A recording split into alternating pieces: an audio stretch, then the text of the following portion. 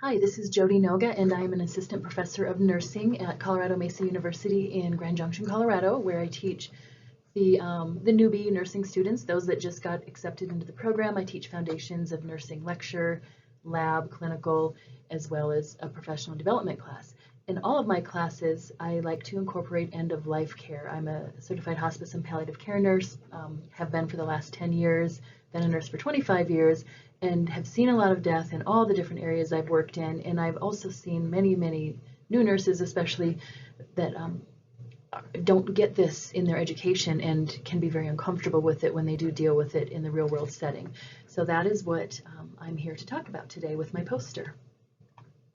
This is the poster that I would be sharing with you, and instead I have put it into slide format, so I will go over each section individually.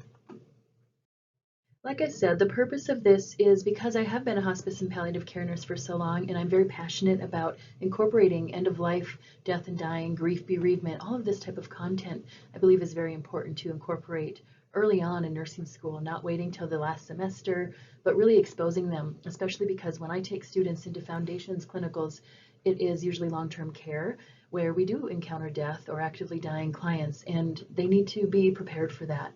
So I believe all BSN students should have early exposure to end-of-life content in school, and that is what I'm talking about today.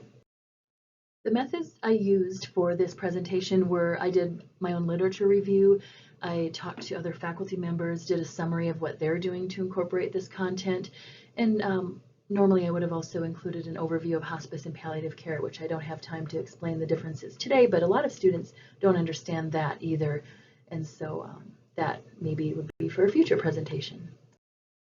Some key points that I found in the literature review as far as incorporating this type of content into BSN education is that there are some programs that do a lot and some that do nothing. A lot of programs I found are doing anywhere from 1 to a 3 credit course in mostly in upper level nursing curriculums, not right away, focusing mainly on symptom management, which is important, dyspnea, pain, anxiety, but not focusing on as much with grief-stricken families or even postmortem care and things that student nurses should also be exposed to, in my opinion.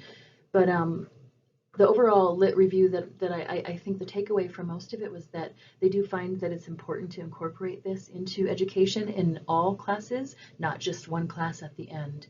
And they also found that simulated experiences help students be better prepared for the clinical setting, which I also agree with.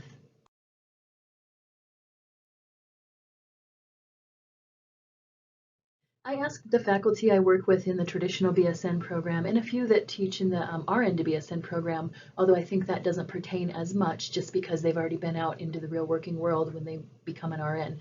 But in the traditional BSN program, I asked them what they do, if they do anything at all, and what they see in the clinical setting, how students do, what their experiences have been. So it really did stimulate a lot of interesting conversations, and I'll try to summarize that.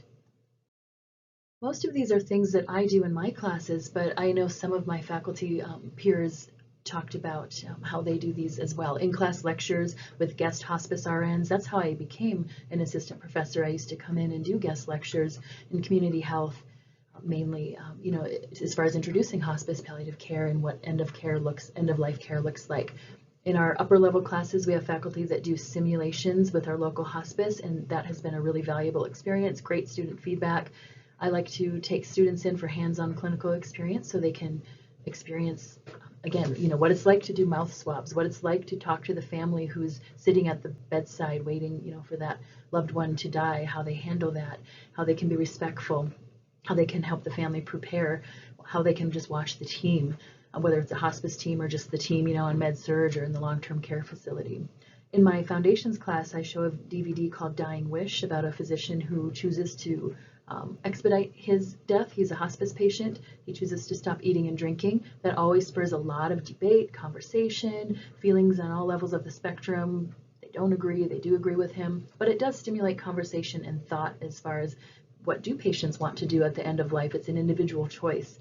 I have went to LNET conferences, the End of Life Nursing Education Consortium, and I took from that this lost toss exercise that I have the students do where they list their 5 most prized possessions, their 5 favorite activities in life, and on and so on and so on. You can see that little picture I included. And then I read them a story called The Lost Toss, and they have to cross things off as they go. But it really opens their eyes into what our patients experience as far as loss, and it's more than just their life itself. I talk about advanced directives and professional development. I have other faculty that do that as well in some upper level classes. We do debriefing in post-clinical and sim lab, especially if there was any death, because that does, it's hard for students. They're young, and many of them haven't been exposed to any kind of death up to this point, let alone as a nurse. And I do encourage them to attend a hospice and palliative care conference that happens every fall, which is free to students. This is just a quick slide to show you the different classes we have in our traditional BSN program and who is incorporating this type of content in their classes. I realize I'm running low on time, but I just wanted to share this slide. These are different comments from faculty, and the end all of this is that everybody does feel it's important, but some are more comfortable than others. Some prefer to have me or some other faculty come in and do a guest lecture because they're not as comfortable talking about this content, but they all did believe it was important, and some said they would like to do more.